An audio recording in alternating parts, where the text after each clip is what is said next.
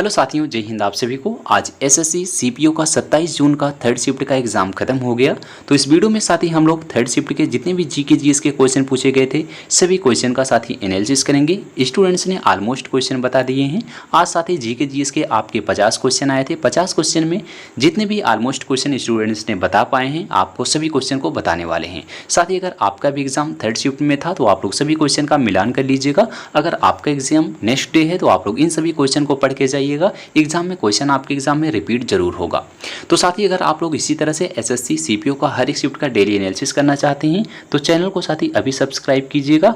यहाँ आपको हर एक शिफ्ट का एनालिसिस मिलता रहेगा। तो आइए हम लोग बिना देरी के साथ ही स्टार्ट करेंगे आज के पहले क्वेश्चन से। क्वेश्चन पूछा गया था गुड फ्राइडे कौन से धर्म से संबंधित है। तो देखिए पूछा गया था गुड फ्राइडे जो है किस धर्म से संबंधित है। तो आपको बता दें गुड फ्राइडे को होली फ्राइडे यानी ब्लैक फ्राइडे या फिर ग्रेट फ्राइडे भी कहते हैं। यह त्यौहार ईसाई धर्म के लोगों द्वारा कैलवरी में ईसा मसीह को सूली पर चढ़ाने के कारण इसकी मृत्यु के उपलक्ष्य में मनाया जाता है। तो इसका धर्म पूछा गया था तो ईसाई धर्म इसका फ्रेंड्स बिल्कुल राइट आंसर था। अगला क्वेश्चन देखिए पूछा गया था राज्यसभा का पदेन सभापति कौन होता है। तो आप सबको पता होगा भारत का जो उपराष्ट्रपति होते हैं वो राज्यसभा के पदेन सभापति होते हैं। तो इसका राइट आंसर आपका उपराष्ट्रपति बिल्कुल सही था साथी। राज्यसभा के जो पदेन सभापति होते हैं उपराष्ट्रपति होते हैं।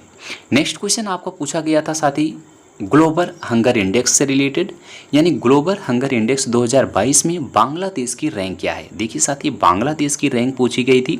आप सबको बता दें हंगर इंडेक्स की लिस्ट में पाकिस्तान की रैंकिंग 102 है। यानी साथी यहाँ से भी क्वेश्चन पूछा जाएगा पाकिस्तान की रैंकिंग क्या है 102 है। बांग्लादेश की रैंकिंग क्या है 81 है। नेपाल की रैंकिंग 69 है और श्रीलंका की रैंकिंग 60 है। इसको साथ ही याद रखिएगा। भारत की रैंकिंग में लगातार तीसरे साल गिरावट दर्ज की गई है। ग्लोबल हंगर इंडेक्स 28.7 स्कोर के साथ भारत में भुखमरी की स्थिति को गंभीर बताया गया। इससे पहले 2022 में 121 देशों की लिस्ट में भारत 107 नंबर पर था।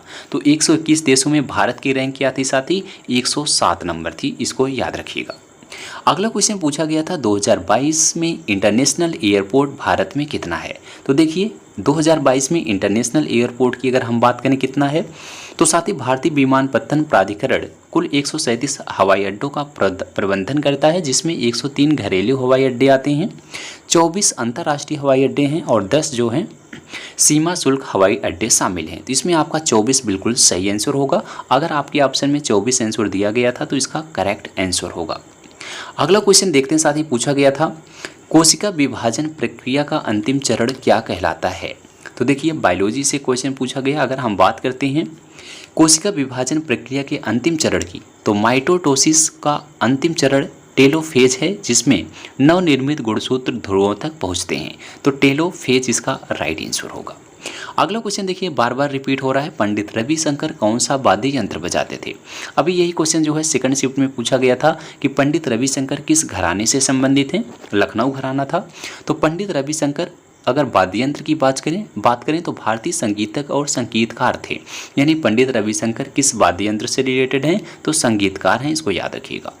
अगला क्वेश्चन पूछा गया था कथकली में कितना बुनियादी मेकअप का उपयोग किया जाता है। तो देखिए कथकली से रिलेटेड क्वेश्चन आया था। कथकली में 7 बुनियादी मेकअप प्रकारों का उपयोग किया जाता है जिसमें आपका पच्चा यानी हरा, पछुप्पी पक्का हुआ, काठी कारी, ठाढ़ी, मिनुक्कू और तेप्पू लाल, ये सभी जो हैं कथकली के जो हैं मेकअप के 7 कलर हैं। इसको आप लोग याद रखिएगा। 7 इसका राइट आंसर था। नेक्स्ट क्वेश्चन पूछा गया था राज्य के नीति निर्देशक तत्वों का विचार कहाँ से लिया गया है। यह क्वेश्चन आपका रिपीटेड क्वेश्चन है साथ ही इसको याद रखना। राज्य के नीति निर्देशक तत्व जनतांत्रिक संवैधानिक विकास के नवीनतम तत्व हैं। सबसे पहले ये आयरलैंड के संविधान में लागू किए गए थे। कहाँ लागू किए गए थे आयरलैंड में लागू किए गए थे। एक क्वेश्चन आपका मुद्रा लोन योजना से रिलेटेड पूछा गया था। मुद्रा लोन कितने प्रकार का होता है तो आपको बता दें 3 प्रकार का होता है। ये 3 प्रकार कौन कौन से हैं तरुण, किशोर और शिशु। तो ये 3 प्रकार पूछे गए थे। कितने प्रकार हैं आपके ऑप्शन में 3 दिया गया था तो बिल्कुल सही था। शिशु मुद्रा लोन के अंतर्गत क्या आता है इस योजना के तहत 50,000 रुपये तक का लोन दिया जाता है। किशोर के अंतर्गत क्या आता है इस योजना के तहत 50,000 रुपये से अधिक और 5 लाख रुपए से कम का लोन दिया जाता है। तो मुद्रा लोन से रिलेटेड आज एक क्वेश्चन आया। उसके बाद अगर हम बात करें हिस्ट्री की तो इसमें क्वेश्चन आया था साथी कि निजाम उल मुल्क आसिफ शाह किस राज्य के संस्थापक थे? इसको याद रखिएगा, हैदराबाद के संस्थापक थे। इसका राइट आंसर हैदराबाद था। हैदराबाद के संस्थापक निजाम उल मुल्क थे। वे 1713 से 1721 तक मुगल बादशाहों के अधीन दक्कन के वायसराय रहे और 1724 में उन्होंने फिर से आसफ जाह की उपाधि के तहत पदभार संभाला था। तो निजाम उल मुल्क आसिफ शाह किस राज्य के संस्थापक थे? तो हैदराबाद इसका करेक्ट आंसर था। एक क्वेश्चन आपका पंचवर्षीय योजना से रिलेटेड आया था, तो आपको बता दें 11वीं पंचवर्षीय योजना पूछी गई थी। 11वीं पंचवर्षीय योजना की वृद्धि दर कितनी थी? ये क्वेश्चन था। 11वीं योजना ने पहले वर्ष के साथ 9.3% की वृद्धि दर प्राप्त करने के साथ अच्छी शुरुआत की। हालांकि 2009 में वैश्विक वित्तीय संकट के बाद विकास दर जो है 6.7 तक गिर गया था।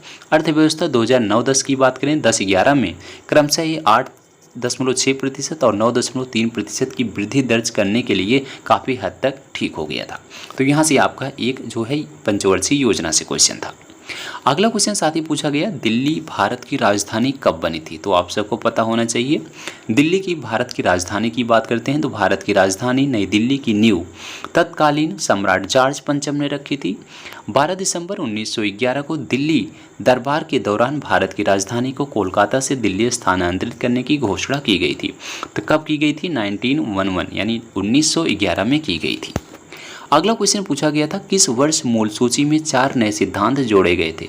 याद रखिएगा साथी, 42वें संविधान संशोधन अधिनियम 1976 द्वारा सूची में 4 नए सिद्धांत जोड़े गए थे। कब? 1976 के द्वारा।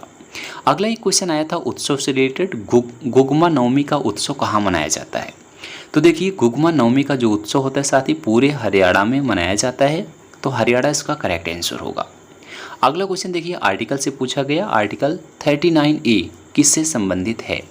तो देखिए, भारतीय संविधान का अनुच्छेद 39A समान न्याय और निःशुल्क कानूनी सहायता राज्य के नीति निर्देशक सिद्धांतों से संबंधित है। तो यहाँ से 39A पूछा गया था।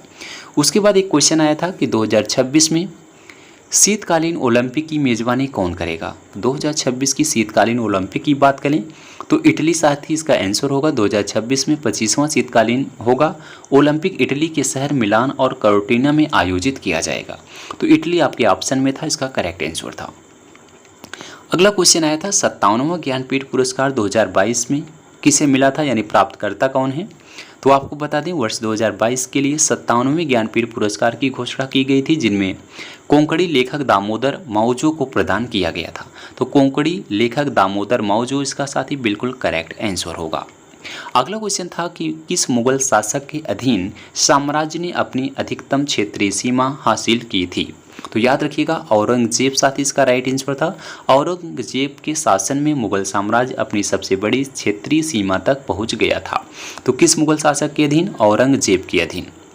अगला क्वेश्चन साथ ही पूछा गया था विश्व बैडमिंटन चैंपियनशिप प्रतियोगिता 2026 का आयोजन किसके द्वारा किया जाएगा? तो याद रखिएगा भारत इसका करेक्ट आंसर था। भारत 2026 में बैडमिंटन विश्व चैंपियनशिप की मेजबानी करेगा। नेक्स्ट क्वेश्चन आया था प्रत्येक वर्ष भारत के किस राज्य में मानसून सबसे पहले दस्तक देता है? तो आप सबको पता होगा साथी, केरल में सबसे पहले वर्षा होती है, यानी भारत का जो मानसून होता है सबसे पहले केरल में पहुंचता है। आमतौर पर इसके केरल पहुंचने की तिथि जो है 1 जून तक होती है। तो 1 जून तक होती है, कहाँ होती है? केरल इसका साथी करेक्ट आंसर होगा। अगला और लास्ट क्वेश्चन देखते हैं साथी, पूछा गया था इनमें से कौन सा पशु कोशिका का हिस्सा नहीं है? तो पशु कोशिका का हिस्सा कौन सा नहीं है? जंतु कोशिकाओं में से कोशिका भित्ति मौजूद नहीं होती है। कौन सी नहीं होती है? कोशिका भित्ति जो है जंतु कोशिकाओं में मौजूद नहीं होती है। जंतु कोशिका का सबसे बाहरी आवरण कोशिका झिल्ली होती है। तो जंतु कोशिका, यहाँ भी क्वेश्चन आएगा, जंतु कोशिका का सबसे बाहरी आवरण क्या कहलाता है? कोशिका झिल्ली कहलाती है। तो साथ ही ये सभी क्वेश्चन जो है आज एसएससी सीपीओ को 27 जून की 3rd शिफ्ट में सभी क्वेश्चन देखने को मिला था। जो क्वेश्चन साथी हमें प्राप्त हुए हमने आपको सभी क्वेश्चन बताने का प्रयास किया। वीडियो अगर आपको अच्छी लगी हो तो एक बार साथी इस वीडियो को जो है लाइक ज़रूर करना और दोस्तों में शेयर करना। जिसका एग्ज़ाम अभी नहीं हुआ है तो उन लोग साथी को बहुत हेल्प मिलेगा। अगर आप लोग का एग्ज़ाम नहीं हुआ है तो चैनल को साथी सब्सक्राइब कर लीजिएगा, जहां आपको इसी तरह से हर एक शिफ्ट का हम आपको एनालिसिस कराएंगे और एसएससी सीपीओ से रिलेटेड जो है पल पल की अपडेट आपको मिलती रहेंगी। जैसे साथी आपका एग्ज़ाम जो है 29 तारीख को ख़त्म होता है, आपको उसके एक दिन के बाद इसका एक्सपेक्टेड कट ऑफ जरूर बताएंगे। साथ ही जितना भी हम आपको सेफ स्कोर बताएंगे, अगर आप लोग का मार्क्स उतना तक बन जाएगा तो आपका साथ ही सिलेक्शन इसमें हो जाएगा। तो साथ ही आज की वीडियो में बस यहीं तक, मिलते हैं अगली वीडियो में, तब तक साथ ही जय हिंद जय भारत।